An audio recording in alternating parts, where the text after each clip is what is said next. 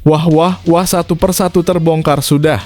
FIFA putuskan coret Korea Utara dari daftar peserta Piala Dunia U17 2025 dan dilarang bermain sepak bola seumur hidup. Jadi harapanku usai media Jepang bongkar dugaan pencurian dan pemalsuan umur yang dilakukan timnas Korea Utara, negara yang dipimpin Kim Jong-un. Kok bisa begitu? Simak ulasannya berikut ini. Nah ini dia. Ini baru super top Marco Top. Yes, pelatih timnas U23 Indonesia Gerald Vandenburg auto full senyum. Winger keturunan ini berpotensi jadi bintang besar Eropa dan jadi andalan timnas Indonesia U23. Berinisial JL. Wah, siapakah sosoknya? Wah wah wah. Pelatih hebat Irak Jesus Casas resmi diberhentikan oleh Federasi Sepak Bola Irak. Patrick Kluivert dan Alex Pastoor langsung ajukan Jesus Casas masuk tim kepelatihan timnas Indonesia dan disetujui Erick Thohir, Ketua Umum PSSI. Jadi harapanku karena ia bisa kalahkan Indonesia 3 kali sebelumnya. Simak ulasan lengkapnya di sini. Yes, kabar gembira ini. Media Cina malah doakan timnas Cina kalah dari timnas Indonesia. Kok bisa begitu? Apa ada masalah fatal di kubu Cina kah? Wah wah wah, timnas Indonesia makin kuat di Piala Dunia U17 November 2025 nanti. Ketum PSSI Erick Thohir akan naturalisasi pemain yang gabung dengan klub jebolan bintang raksasa Spanyol Barcelona. Berinisial FM. Wah, siapakah sosoknya? Bisa jadi sorotan publik. PSSI putuskan pelatih klub raksasa Inggris Manchester City Pep Guardiola jadi direktur teknis timnas Indonesia usai advisor Dirk Jordi Cruijff terbang ke Inggris menemuinya. Jadi harapanku sekarang juga demi timnas Indonesia lolos Piala Dunia. Kira-kira apa yang mereka kerjakan ya? Tonton video ini sampai selesai. Sebelum video kita mulai, buat kamu yang mau beli jersey timnas Indonesia, caranya gampang banget. Kamu langsung hubungi nomor WhatsApp yang ada di gambar ini, atau bisa langsung klik link pembelian yang ada di deskripsi video ini ya. Mumpung lagi promo gratis ongkir ke seluruh Indonesia. Buruan sebelum kehabisan. Sebelum dimulai pembahasan, mohon bantuannya untuk subscribe channel ini, agar tidak ketinggalan info timnas Indonesia. Satu persatu terbongkar sudah. FIFA putuskan coret Korea Utara dari daftar peserta Piala Dunia U17 2025 dan dilarang bermain sepak bola seumur hidup. Jadi harapanku usai media Jepang bongkar dugaan pencurian dan pemalsuan umur yang dilakukan timnas Korea Utara, negara yang dipimpin Kim Jong-un. Kok bisa begitu? Simak ulasannya berikut ini. Media Jepang belakangan ini turut mengangkat sorotan terkait dugaan pemalsuan umur yang melibatkan timnas Korea Utara. Pemberitaan ini mencuat setelah timnas Indonesia U17 tampil mengesankan di fase grup, berhasil menjadi juara grup C dengan 3 kemenangan beruntun melawan Korea Selatan, Yaman, dan Afghanistan. Sepanjang fase grup, Garuda Muda hanya kebobolan 1 gol, menunjukkan ketangguhan tim yang luar biasa. Namun dominasi Indonesia seakan sirna begitu mereka bertemu dengan Korea Utara di perempat final. Dalam laga tersebut, gawang Dava Al-Ghasemi dibombardir habis-habisan dengan 6 gol yang membuat Indonesia tersingkir dengan kekalahan telak. Tak hanya para pendukung Indonesia, netizen di berbagai belahan dunia juga mulai mempertanyakan penampilan fisik pemain Korea Utara yang dianggap tak sesuai dengan usia mereka yang seharusnya 17 tahun. Media Jepang News Go kemudian membagikan berbagai komentar publik dunia mengenai penampilan fisik mencolok pemain Korea Utara saat bertanding melawan Indonesia. Menakutkan, terlalu brutal. Begitu judul artikel News Go yang mengejutkan dunia dengan kemenangan Korea Utara yang begitu meyakinkan.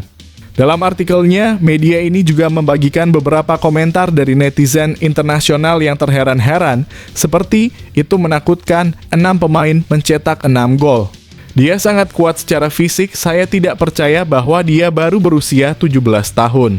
Mereka mengajarkan kita bahwa kekuatan fisik adalah hal yang terpenting. Menariknya, kecurigaan terhadap tim Korea Utara ini bukanlah hal baru. Sebelumnya, Korea Utara juga pernah mendapat sorotan serupa terkait keunggulan fisik pemain mereka yang dianggap jauh melampaui standar usia pada turnamen usia muda lainnya. Namun hingga kini belum ada bukti kuat mengenai pemalsuan usia yang dapat diselidiki lebih lanjut oleh AFC atau FIFA. Sehingga hingga saat ini kecurigaan tersebut tetap belum dapat dipastikan. Yang lebih menarik lagi, Jepang yang juga turut mengungkapkan keheranannya terhadap kekuatan fisik pemain Korea Utara ternyata mengalami nasib serupa dengan Indonesia. Tim Samurai Biru Muda juga harus tersingkir dari turnamen setelah kalah dalam adu penalti melawan tuan rumah Arab Saudi. Nah, bagaimana menurut Anda? Apakah Anda juga merasa ada yang janggal dengan penampilan fisik pemain Korea Utara? Atau mungkin ada pendapat lain terkait hasil pertandingan ini? Kami tunggu komentar Anda. Yes, pelatih timnas U23 Indonesia Gerald Vandenburg auto full senyum. Winger keturunan ini berpotensi jadi bintang besar Eropa dan jadi andalan timnas Indonesia U23. Berinisial JL. Wah, siapakah sosoknya? Pemain-pemain berdarah Indonesia yang kini tengah merintis kariernya di luar negeri kembali mencuri perhatian. Kali ini ada sosok winger berdarah Surabaya yang berkarier di Liga Australia, Jayden Loh. Jayden Loh lahir di Sydney, Australia, dan saat ini merumput bersama klub Australia, Putney Rangers FC. Meski ayahnya berasal dari Australia, Jayden memiliki darah keturunan Surabaya dari ibu kandungnya, Renita Silitonga, yang lahir di Surabaya dan besar di Jakarta. Hal ini membuat Jayden menjadi salah satu pemain yang memenuhi syarat untuk bergabung dengan timnas Indonesia, seperti yang diungkap oleh akun @footballindonesia_a. Lantas, bagaimana kualitas Jayden Loh? Apakah ia punya potensi untuk menjadi penggawa timnas Indonesia di masa mendatang? Jayden Loh kini tengah menarik perhatian klub-klub Eropa, dan ia bahkan mendapatkan undangan untuk menjalani trial dengan klub asal Spanyol RCD Carabanchol pada Agustus mendatang. RCD Carabanchol saat ini berkompetisi di kasta keempat Liga Spanyol, dan undangan ini menjadi langkah besar dalam karier Jayden. Jayden dikenal sebagai pemain sayap yang eksplosif. Kecepatan membawa bola, kemampuannya dalam melewati lawan 1-1, serta naluri menyerang yang tajam menjadikannya aset berharga. Jika bergabung dengan timnas Indonesia, kehadirannya dapat memberikan variasi serangan yang lebih dinamis, terutama dalam skema permainan yang mengandalkan kecepatan di sisi lapangan. Meskipun Jayden baru bermain di Liga Australia dan akan menjalani trial di Spanyol, ia sudah terbiasa berlatih dalam sistem sepak bola yang terstruktur yang membantunya membangun mentalitas kompetitif. Hal ini tentu bisa menjadi nilai lebih saat tampil di ajang internasional bersama Indonesia. Selain itu, berbeda dengan sebagian pemain diaspora yang proses naturalisasinya rumit, Jayden dapat memperoleh paspor Indonesia lebih mudah berkat status kewarganegaraan ibunya yang masih aktif. Proses administratif yang sederhana ini membuat Jayden bisa segera dimasukkan dalam proyeksi skuad muda Garuda. Bagaimana menurut kalian, apakah Jayden Loh memiliki potensi untuk jadi bintang timnas Indonesia di masa depan? Kami tunggu komentar kalian.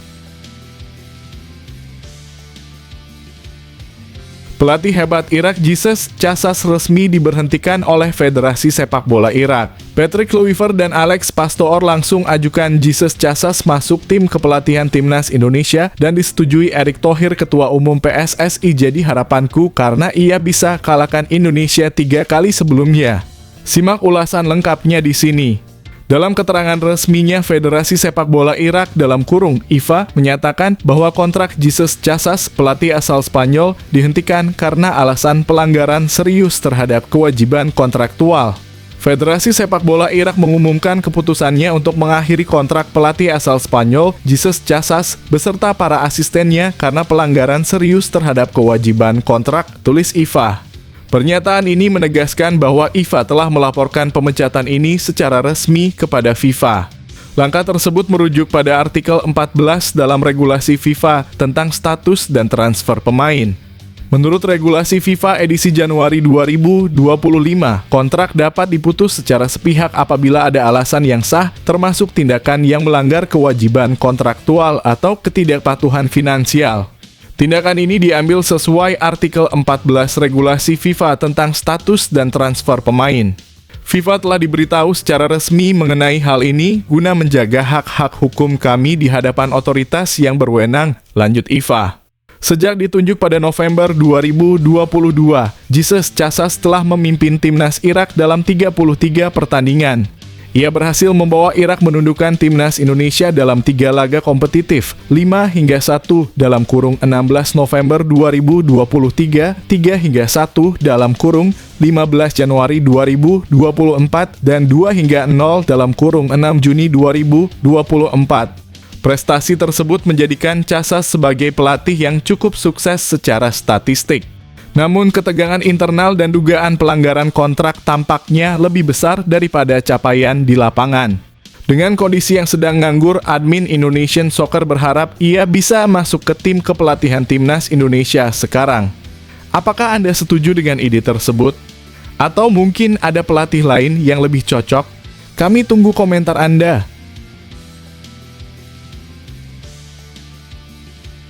Sangat mengejutkan dan bikin publik fans timnas Indonesia tertawa.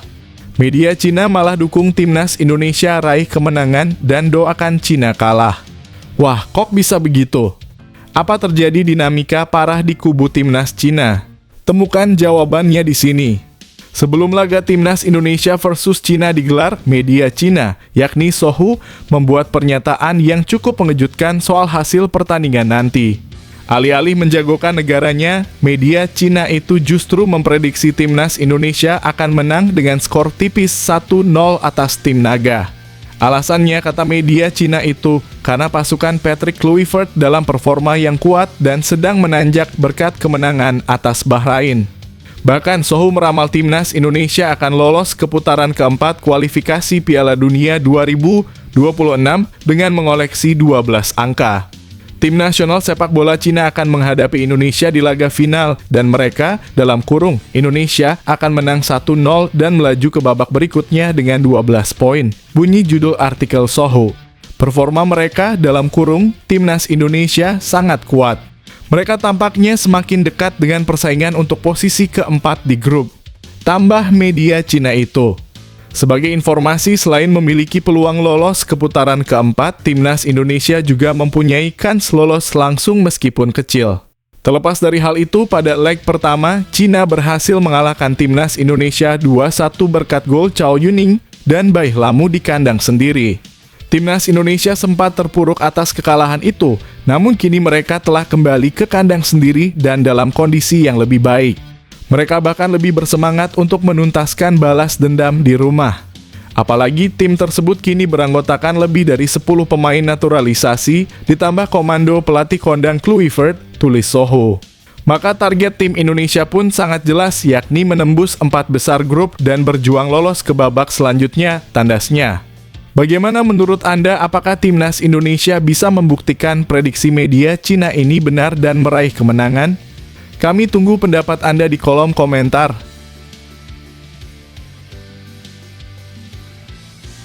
Yes, timnas Indonesia makin kuat di Piala Dunia U17 November 2025 nanti.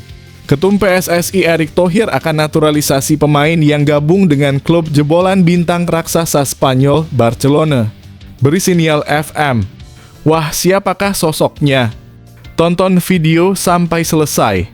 Proyek naturalisasi PSSI kini disinyalir akan menjalar ke skuad timnas U17 Indonesia setelah keberhasilan mereka lolos ke Piala Dunia U17 di Qatar pada November 2025 mendatang.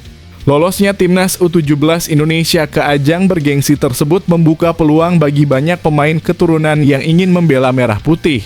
Dan salah satu yang mencuat adalah Feike Muller. Bek berusia 16 tahun yang saat ini bermain untuk Willem II Tilburg U17. Feike Muller yang memiliki darah Indonesia dari pihak kakek ibunya kini menjadi sorotan.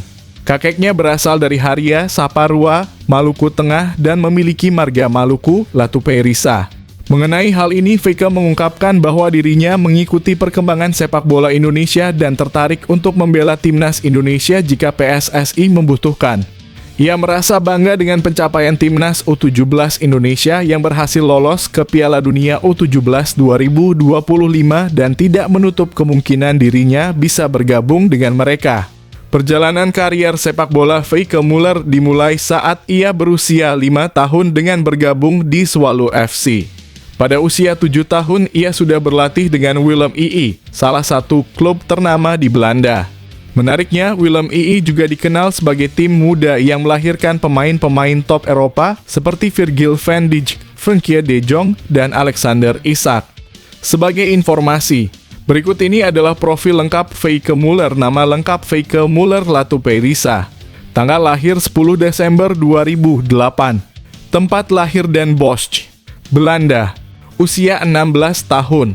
Tinggi 1,80 m. Kewarganegaraan Belanda. Posisi bek tengah. Kaki kiri. Klub saat ini Willem II Tilburg U17. Feike Müller sendiri aktif di media sosial dan Anda bisa mengikuti perkembangan kariernya lebih lanjut melalui akun Instagramnya di @feike_Müller. Nah, bagaimana menurut Anda? Apakah Feike Müller bisa menjadi tambahan yang berharga untuk timnas U17 Indonesia? Atau mungkin ada pendapat lain tentang proyek naturalisasi ini?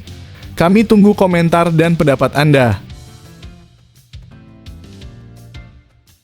PSSI putuskan pelatih klub raksasa Inggris Manchester City Pep Guardiola jadi direktur teknis timnas Indonesia usai advisor Dirk Jordi Cruijff terbang ke Inggris menemuinya. Jadi harapanku sekarang juga demi timnas Indonesia lolos Piala Dunia. Kira-kira apa yang mereka kerjakan ya? Ini berita lengkapnya. Jordi Cruijff, penasihat teknis PSSI, membuat geger dunia maya setelah membagikan foto pertemuannya dengan pelatih Manchester City yang juga ex-pemain Barcelona, Pep Guardiola, di Manchester pada Selasa malam. Melalui akun Instagram pribadinya, Cruijff mengunggah foto hangat bersama Guardiola dan Ksiky Begiristain, dua sosok yang pernah menjadi rekan setimnya saat bermain di Barcelona. Dalam captionnya, Cruijff menulis, "Senang bisa menghabiskan waktu bersama teman-teman saya, Pep Guardiola dan Ksiky Begiristain."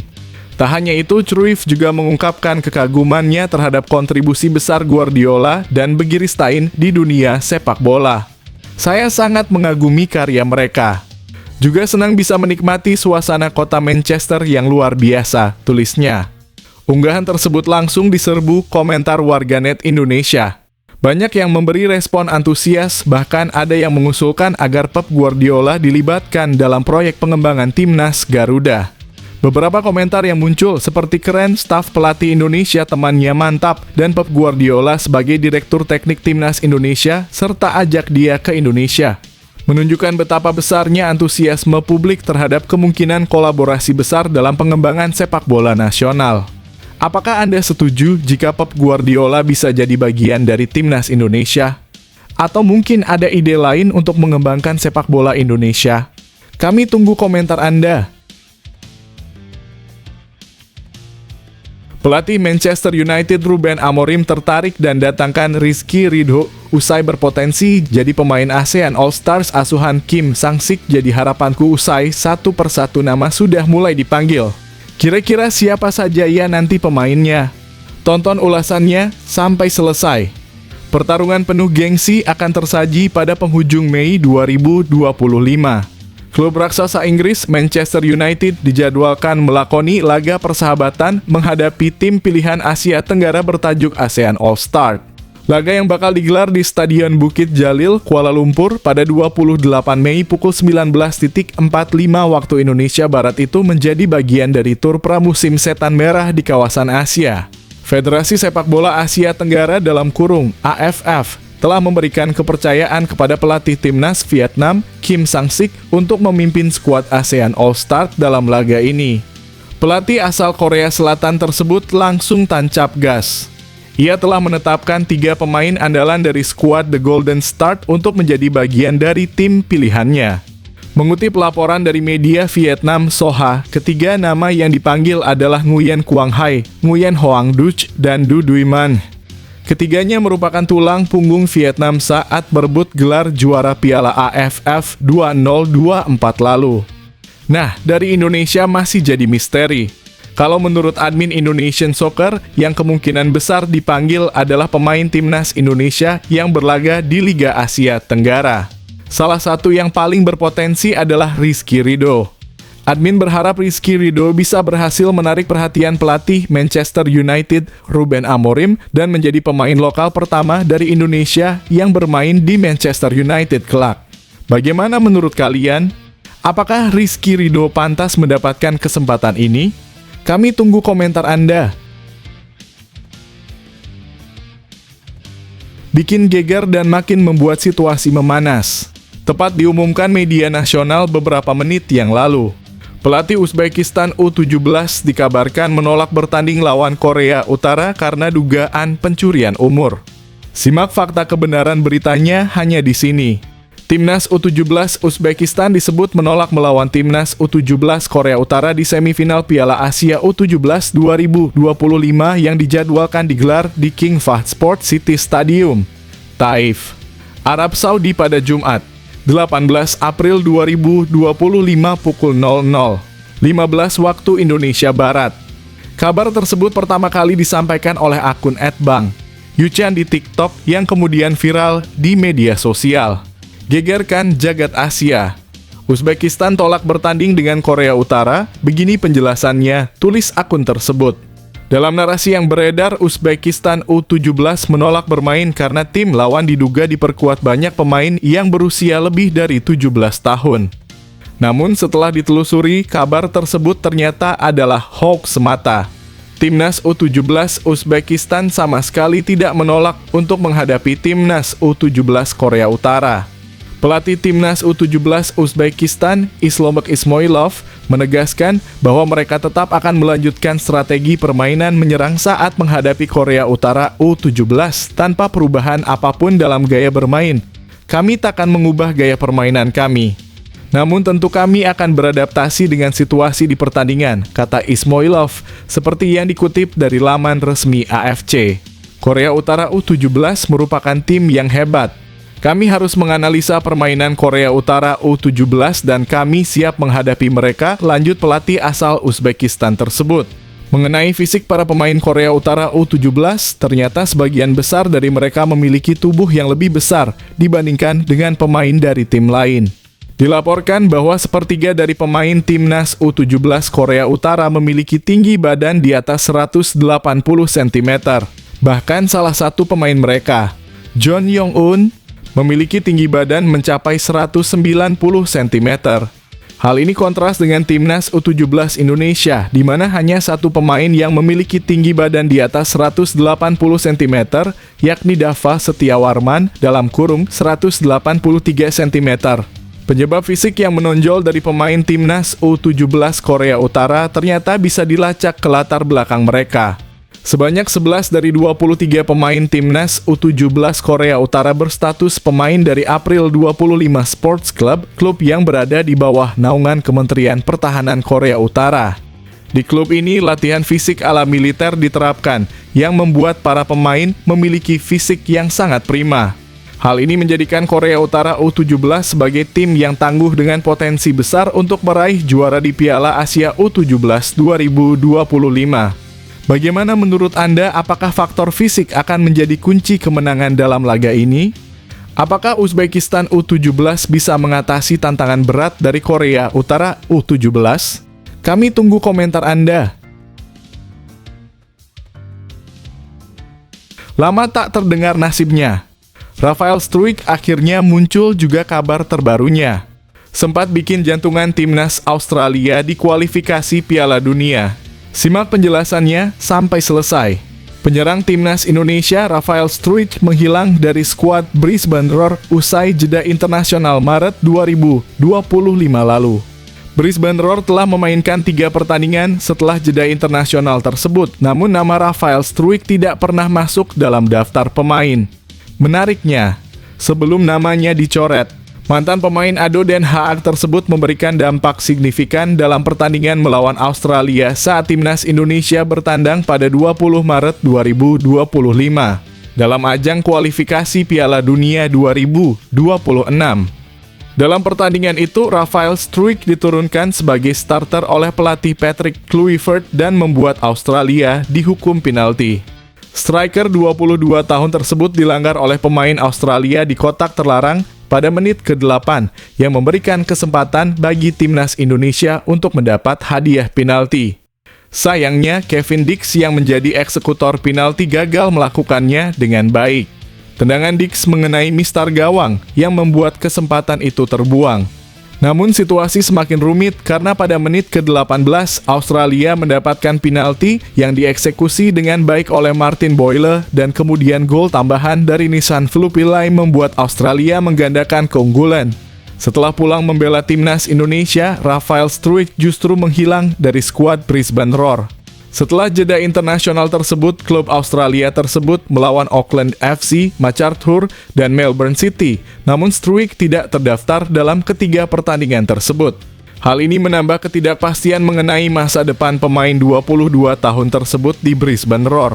Terutama karena kontraknya akan berakhir pada 30 Juni 2025 mendatang. Yang berarti ia bisa berstatus bebas transfer. Rafael Struijk sendiri bergabung dengan Brisbane Roar dengan tujuan utama untuk mencari menit bermain. Namun sejauh ini, ia baru tampil dalam 10 pertandingan dengan total 239 menit bermain dan menyumbangkan 1 gol. Menariknya muncul rumor bahwa Bali United, salah satu klub Liga 1 Indonesia, tengah berupaya mengincar jasa Rafael Struijk yang kontraknya hampir habis. Bagaimana menurut Anda, apakah Rafael Struijk akan berlabuh ke Bali United? Atau adakah klub lain yang lebih cocok untuknya? Kami tunggu pendapat Anda. Timnas Indonesia benar-benar beruntung mendapatkannya. Pemain keturunan berinisial MH ini akan dijual seharga 200 miliar rupiah. Klub top Eropa bakalan ngantri belikah? Begini detail lengkapnya. Media asal Belanda Twente Insite memprediksi 3 pemain FC Twente yang kemungkinan besar akan dijual di bursa transfer musim panas 2025. Salah satu pemain yang diprediksi bakal dilepas adalah Mads Hilgers. Selain Hilgers, ada 2 pemain andalan lainnya yang juga diperkirakan akan masuk dalam daftar jual, yaitu Sam Stegen dan Michael Sadilek. Hilgers dan Sadilek diperkirakan akan dilepas karena kontraknya yang akan habis pada Juni 2026 yang membuat keduanya kemungkinan dijual dengan harga yang lebih murah. Menurut perkiraan dari Football Transfer dan Sky Sports, harga Mads Hilgers diperkirakan mencapai 9,1 juta euro atau sekitar 173,8 miliar rupiah. Sementara itu rentang perkiraan biaya transfer untuk Hilgers berkisar antara 7,7 juta euro dalam kurung 147 miliar rupiah hingga 10,4 juta euro dalam kurung 198,6 miliar rupiah. Meski demikian, nilai pasar Mads Hilgers berdasarkan Transfermarkt mengalami penurunan, kini hanya mencapai 7 juta euro setelah sebelumnya sempat mencapai puncaknya di angka 10 juta euro. Beberapa tim besar Eropa dikabarkan tertarik dengan pemain 23 tahun tersebut, termasuk Valencia dan Bologna. Namun penampilan Hilgers musim ini belum sepenuhnya memuaskan mengingat ia sering mengalami cedera yang menghalangi performanya. Saat ditanya soal masa depan putranya, ayah Mads Hilgers, Vincent Hilgers, tetap santai. Ia menghargai kontrak yang masih ada antara Mads dan FC Twente dan mengatakan, biarkan saja mengalir dan kita lihat saja nanti. FC Twente adalah klub hebat dan Mads sudah lama tampil di sana, tambahnya. Semua baik-baik saja. Kita lihat apa yang akan terjadi nanti. Selesaikan musim ini dulu dan Mads masih punya kontrak setahun lagi. Jadi, kita lihat saja nanti. Bagaimana menurut Anda? Apakah Mads Hilgers layak dipertahankan atau justru dilepas? Berikan pendapat Anda.